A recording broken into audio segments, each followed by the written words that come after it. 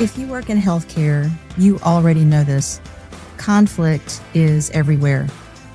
In the OR, in labor and delivery, in committee meetings, between physicians, nurses, administrators, and teams that are all trying to do the right thing. But here's the problem. Most of us were never trained to handle conflict well. We learned procedures, we learned diagnostics, but we didn't learn how to navigate the moment when two professionals strongly disagree. That's why I developed the SPARK framework. SPARK stands for stop, pause, ask, don't assume, reflect and respond, and create a path forward. It's a practical system designed specifically for high-stakes healthcare environments. Through keynote talks, residency workshops, and SPARK masterclasses, I teach physicians, nurses, and healthcare teams how to turn destructive conflict into productive conversations that strengthen teams and improve care. If your hospital, residency program, or medical conference is looking for a speaker on conflict, communication, and leadership in healthcare, I'd love to work with you. You can learn more in the show notes, because in medicine, conflict is inevitable, but handled well, it can make teams stronger.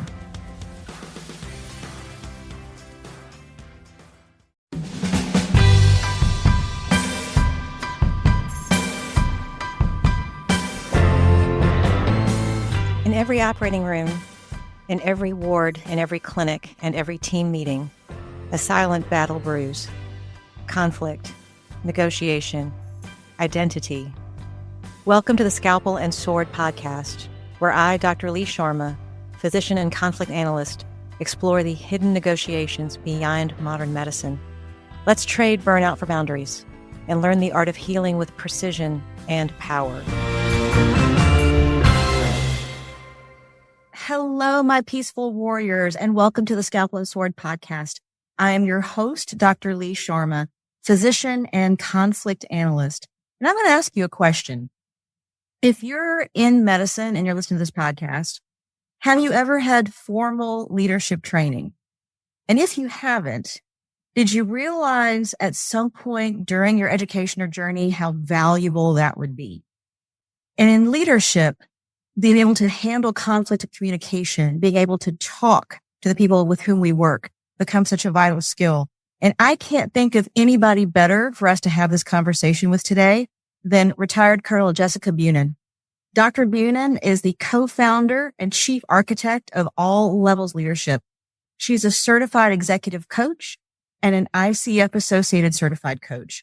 She is passionate about leadership education and coaching, which are passions she's developed over her 23-year Army career, which includes deployments to Iraq and Afghanistan. She is a graduate of the United States Military Academy at West Point, and she did her medical education at Tulane. She is a critical care physician and professor of medicine and health professions education at the Uniformed Services University. She's been involved in academic medicine as a program director for critical care, assistant dean of faculty development, and an associate dean for diversity, equity, and inclusion, and an associate dean for community and educational culture. And I am thrilled to have her on the podcast. Jess, welcome. Thanks, Lee. It's wonderful to be here. One of the phrases that you also used in describing this that I think is really powerful is this idea of widening our lens, that we are actively expanding the way we look at a situation. We are inviting new perspectives in. We're willing to see things in a different way, in a different light, which is so much the fertile ground for making peace and for communication. If I'm willing to look at something from your perspective and I've got a framework like clear that actually helps me to do that, then I'm going to be able to sit where you are, walk in your shoes. I'm going to be much more likely to be able to meet you where you are if I'm willing to open my eyes to what you're actually seeing. And creating a process to do that, because I think that's something that we talk about. We say, yes, we want to see things from another person's point of view, especially if we feel like, and I always say feel because I think you feel conflict before you walk into it. It's very visceral. So if you already feel yourself getting there, but you don't have a process to have this communication, it becomes really hard to kind of walk back. So I love that Clear is helping people do that. Yeah. I'm going to give you an example that's actually in your neck of the woods as opposed to mine. But it was one of the first examples I had with a peer that truly made me believe in the power of civil discourse. And it was a situation where I was discussing abortion with a peer. And at the time, abortion was this visceral issue to me. Like I couldn't have a rational conversation about it. I had my beliefs. I had my feelings. I had my fears. And I believed in 100% it was pro-choice all the time. There is no reason to ever think differently about it. And I had a peer who I had a conversation with, and we went into it very distinctly. We were going to actively listen to each other first. We were going to meet in the common ground before we started having any further conversation about it. And this was a situation that truly did broaden my lens on the world. I couldn't see going into that conversation a reason why someone would be pro-life, honestly, at that point in my life. And she explained to me that she had gotten pregnant early in life. She had her child, and she knows in her heart of hearts that she would to this day never have been able to forgive herself if she had had an abortion at that time.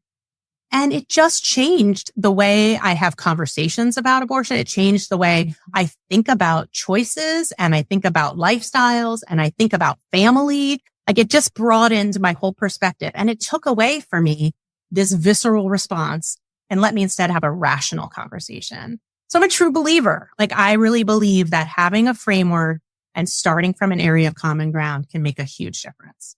That's incredible. And I'm sure as you've worked with people that you coach and as you've worked with academic learners, this is something you've also showed them that they've been able to use in real time too. Yes. Well, so interestingly, I became really passionate about this recently because I became aware of a lot of student conflict. And the students weren't able to bridge the divide between them in a lot of different situations. Most notably, there was a situation where we had our LGBTQ student group and our Christian student group, and those two groups would not communicate, even in a professional setting. And so in my mind, wow, these students needed work, right? They needed help. It was their fault. They learned behind screens during COVID, and it was all about them. And I took this to a dean staff meeting to talk about it. And really quickly, everyone corrected me. And they're like, this isn't a student issue. Our staff aren't doing good at this. Our faculty aren't doing good at this. We're not doing a good job of communicating our basic scientists to our clinicians, our military folks to our civilian folks. Like, there's 100 layers of conflict where we are not doing a good job.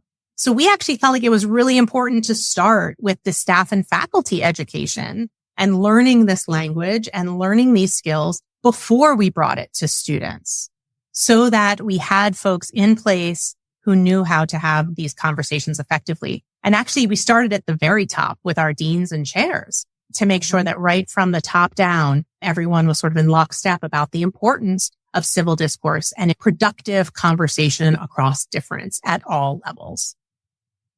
Oh my gosh. And I can't even imagine, as you're seeing these people, like you said, the deans and the chairs, who are actively buying into this, who are actually saying we are going to use civil discourse as a method of communication on the daily. We're not just going to limit it. And then you start to see that permeate throughout the entire culture. Did you get feedback from your colleagues or from the learners as they were able to incorporate this into their daily life? Yeah, it's really fascinating. So as a result of doing a lot of workshops in this, we saw that people had an increased sense of belonging at the institution. They had increased hope for the future of the institution. But there are actually specific incidents that happened that made me more hopeful and more excited about the actual productivity of this. And that is that I would have people come into my office regularly and say, I just had a conversation and it didn't go well.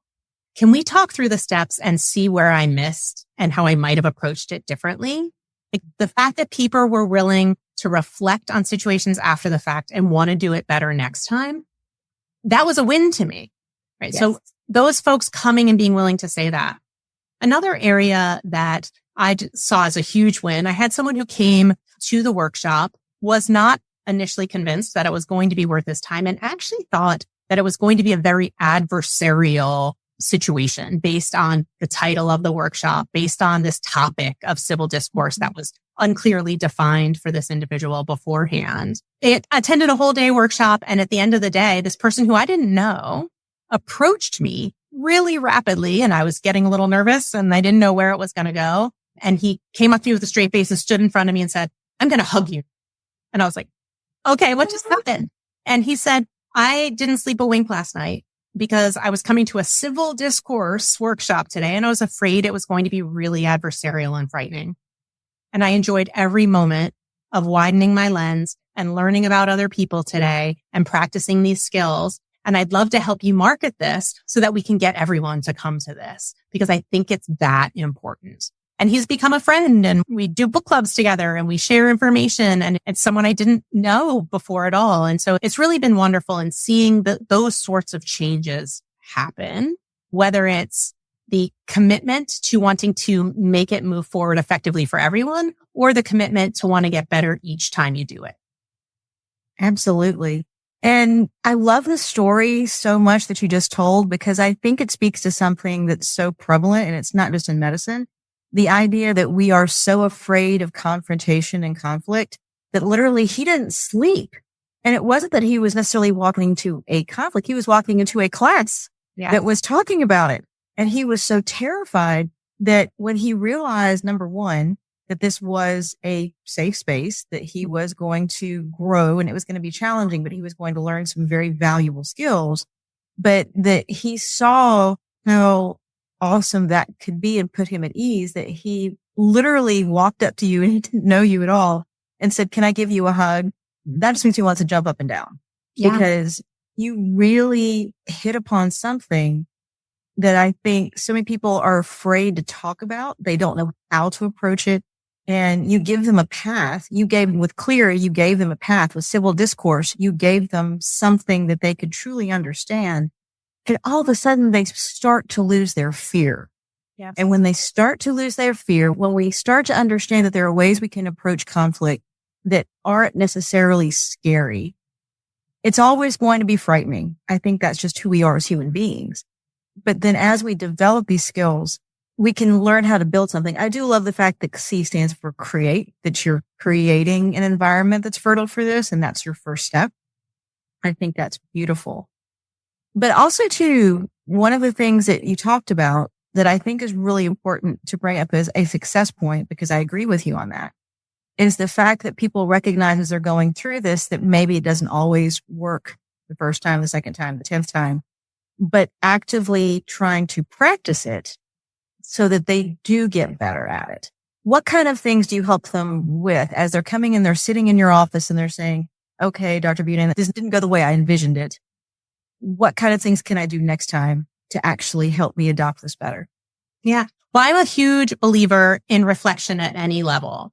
And I think often it's one or two good questions that can allow someone to truly reflect on the whole situation, to see where it went awry, where you might not have seen it up front, which I guess is partially my coaching background, makes me very interested in doing that. But I'm just a believer that you cannot improve anything that you do. You can't improve how you do procedures. You can't improve how you do rounds in the morning if you don't reflect on how things went and focus on some things to get better next time. And so I always just ask them, like, tell me exactly your experience of the conversation. How did it feel when it started? When do you feel like it went awry? And how did you handle it when you felt like it went awry? And often people don't realize that in real time. And it takes reflecting on it and talking about it to understand where those friction points happened, to understand what area is going to be most effective to work on to get better next time. And I think there are specific areas where we note where you feel like you got defensive. And instead of saying, I just felt defensive and uncomfortable for a moment, can we just take a time out real quick? So just doing a time out just to catch your breath, or using a phrase for you that allows you to calm down. Whenever I get constructive feedback and I'm caught off guard by it and I get a little defensive, my reaction every time is, wow, thank you for saying that. I hadn't thought about it that way. And I don't even know what that means anymore, but that's my phrase that rolls off my tongue to give me a second to calm down, to de-escalate the situation. And so sometimes it's just you didn't realize in real time that you were getting defensive. Now that you know that that was the moment when you started getting defensive, what might you do differently there next time? And just asking that one question can change it for the next encounter. Often we'll note that you didn't start on common ground. You were having a conversation, but you both started on opposite ends of the spectrum, when in reality, you had experiences that were the same. You had values that were the same. If you had started the conversation there and then moved to your different perspectives, it would have been a lot more effective. So having people think through what that could be like is very different. But it's often a teeny tiny thing that can change how the whole conversation can go. Taking a moment, taking a breath, using a comfortable phrase, making an effort to not shame someone or not talk about someone, but to make sure you focus on the issue. Any of those things can make it go more productively next time. There are so many things that I want to talk about and emphasize from what you just said because it's so powerful. The first one is the absolute strength of taking a pause. The absolute almost necessity of taking that pause, especially when you feel yourself reacting or when you are tempted to react, being able to do that and not feel like you have to respond. I think sometimes there is that pressure. People feel like I have to say something. No, you don't. You really don't. And I love how you have this phrase that is, thank you so much for saying that. You know, now this is sort of inbuilt, but it's the inbuilt that gives you the pause. Yeah. And that is power right there. So number one, I love that. Number two, I completely 100% applaud and agree with you on the idea of a reflective practice. Whatever that reflective practice looks like for you. My husband is also critical care pulmonary. So he very often, I think early on when I started really working on conflict resolution and understanding that I did not have a reflective process, that I needed that in my life, that he and I became sort of each other's reflective process. And part of that reflection is like, okay, X happened and I will talk through it. And then as I'm talking through it to him, he doesn't really have to say anything. As I'm talking, I'm okay. I see what happened. Okay. I see what I did. Okay. I see that this did not work as well for me. And I see how I can improve this process. Next time I'm going to do X. And so we became each other's reflection, but also too, I've developed a really, really awesome journaling practice. And that journaling practice in real time, like I keep my journal, like if this is my workspace, my journal is right here on my desk. And so during the day, if I have things come up, I can sit there and I can write notes to myself of, wow, I'm really happy with how that went. Or, ooh, I need to really look at that process and how I responded. And next time I really need to consider doing X. And I can do that in real time. And I think that helps me because it's not just a thought in my head that I lose. Yeah. Yeah. I'm not good at that. I have tried a million different times in my life to journal. I've actually learned, ironically, that when I am struggling the most, when I am emotionally depressed or having a hard time in life in general, I'm very good at journaling that. I'm not good at journaling just in general. So that doesn't work for me. But how I've worked this is I have a feedback partner. And this is a point that I will try to sell to everyone for the rest of my life because it has changed everything about my life. So one of my friends who, man, is she good at being direct and honest and telling me what I need to hear no matter what. Whenever either of us have one of those things that you just said, like that didn't go well, or I'm thinking about this thing too much, or I'm starting to ruminate, we give each other a call and we say, this thing happened to me today. Am I looking at it correctly? Is it relevant? What changes do I need to make as a result of it? All of those things, to have someone who is outside of the specific situation, who's going to be honest with you, is so important. So you are very lucky to have your husband, that the two of you can do that together. A lot of folks don't have that sort of a relationship with their spouse where they can, in which case I think finding someone in your professional life who can be a feedback partner, who is not going to sugarcoat anything, who's not too close so they don't know all the people involved in your realm every day, that you can just have those unbiased conversations with is so valuable. That is beautiful. And 100%. I love that you have a partner, someone that you can interact with. And I agree with you that we all need that. And I also have Risa Lewis, who's an emergency medicine physician, who's written a book called Microskills, was on the podcast about 6 months ago. And one of the things that she talks about is her personal board of directors. And when I heard her speak, and I was in an audience when I heard it with another friend of mine, that we have a group of 8 women doctors that we all socialize and get together and have dinner and things like that. And immediately she texted the group chat and said, thank you for being my personal board of directors. And I'm like, I get that because I'm in this audience, but we have that relationship with each other as well. And that's a bigger pool of people, but the concept and the comfort is still the same in terms of having people who will be honest with you. And as you're asking for that feedback and think, okay, I had X happen, guys, let me talk through it and you give me your honest feedback. And you know that they will. And I think that's the other part of that process is they are going to be honest with you. Yeah, I think you could have done X, or maybe this would be something that you could try. It would be a better process. As you have grown as a leader and as you have been so vital and helpful to other people growing their leadership skills as a coach, as a physician, as an academic, one of the things that was on the All Levels Leadership site that I want to jump into is the idea of followership and how necessary that is for a leader's growth. Like, what is followership?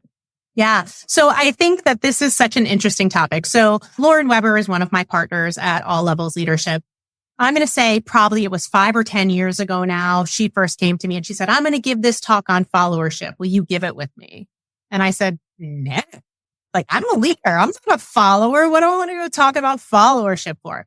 And we sat down and had a lot of discussions, wrote a lot of articles, did a lot of talking about this idea of what if we could make leadership mean something different than just following the leader, right? Like, I think that leadership and followership are 2 sides of the same coin, and they go together. Those folks who are great followers become great leaders because you know how to develop partnerships.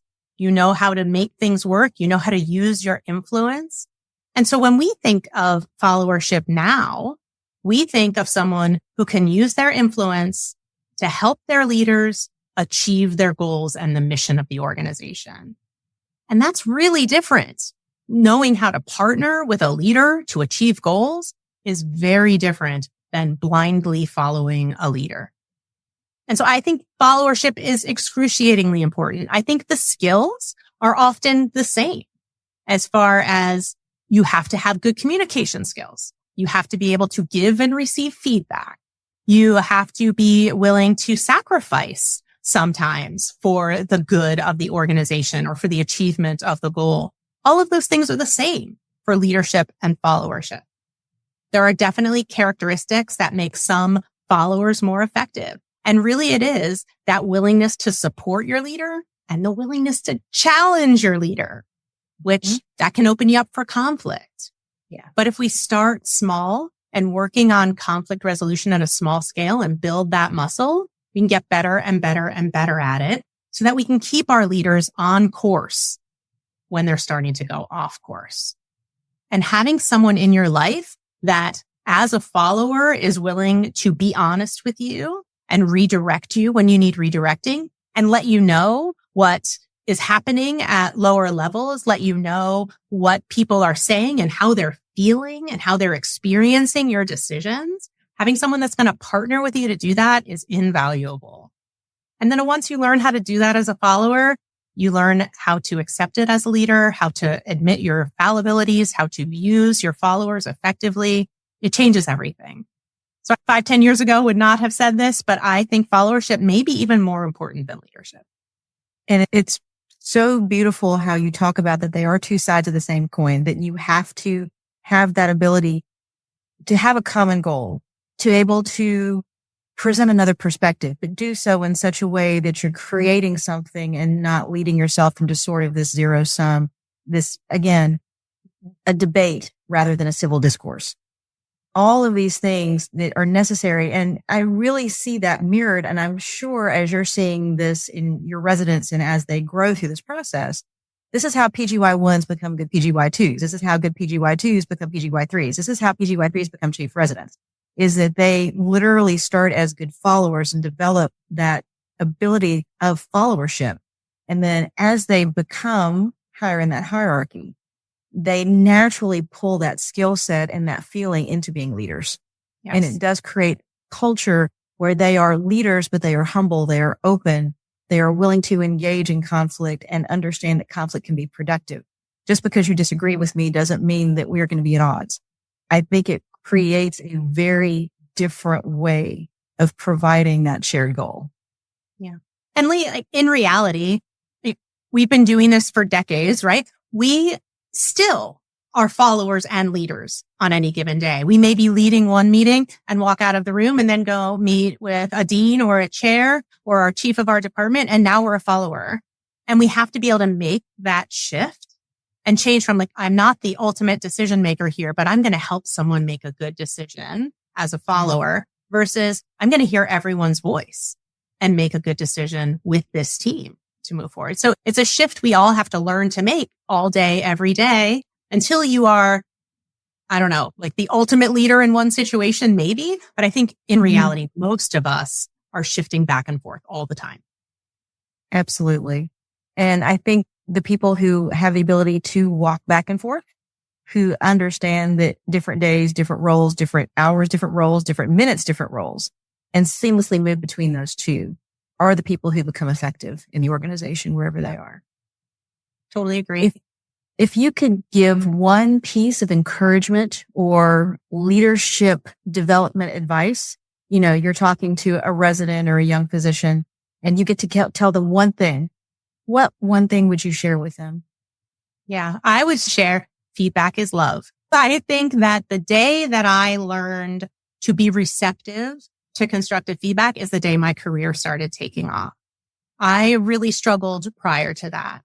And I think if any individual is going to continue to learn and grow for the rest of their life, which is what we talk about, right? We want to be lifelong learners. I think a big part of that is hearing feedback for what it is and knowing that no one's going to waste time giving you feedback if they don't think you can incorporate that feedback or if they don't think you're worthy of the feedback, right? It's far easier to just go about your day and not give feedback to anyone, particularly constructive feedback. Because it is, or can be, a small source of conflict to give constructive feedback, right? So we have to think about no one's going to waste their time generating the energy to give you constructive feedback if they don't believe in you. And so I really do believe that feedback is love. And if we can see it that way, and every time someone gives us some constructive feedback, say, wow, they cared about me to believe that I'm worth this, then I think it changes how we feel it, how we use it, how we can change our behaviors moving forward, and how we seek out that person for help next time. I think it changes the relationship, it changes the conversation, and it changes your growth curve. That's beautiful. That's absolutely beautiful. Jess, thank you so much for being here on the podcast. This has been an amazing conversation. I have learned so much from you. Clear is one of those things that I think is such a great idea and something that's so teachable. So I'm definitely going to hope that people seek you out. I've learned I'm going to start to try to apply it myself. If people are interested in all levels of leadership or they have questions for you about clear or civil discourse, how would they best find you? Yeah. So you can always reach me at jess@alllevelsleadership.com. And I would love it. Like I mentioned earlier, I'm a believer in this methodology. And if I can help anyone have more effective conversation, if I can help folks communicate better with their chains of command, with their patients, with their kids, whatever it might be, I'm in. I can do workshops at any level. I'm happy to do lectures at any level. I just do believe that this can change the way we feel about our workplaces and the way we feel about each other. And so I'm fully in. So jess@alllevelsleadership.com is where you can reach me. Fantastic. We will put that in the show notes as well. Thank you so much for being here. I really appreciate it. This has been wonderful. Lee, it's been a pleasure. Thank you. For all of us who joined the Chaplain Score today, for all of you who are here, my peaceful warriors, thank you so much. And until next time, Be at peace. Every episode is an invitation to speak, to negotiate, to choose. I'm Dr. Lee Sharma. Join the dialogue by subscribing to Scalpel and Sword. Until next time, peaceful warriors, may your choices be sharp and your voice be even sharper. This podcast is a reflection of lived experience and research in conflict resolution. The Scalpel and Sword is not intended as medical or legal guidance. For personal matters, please consult a qualified professional.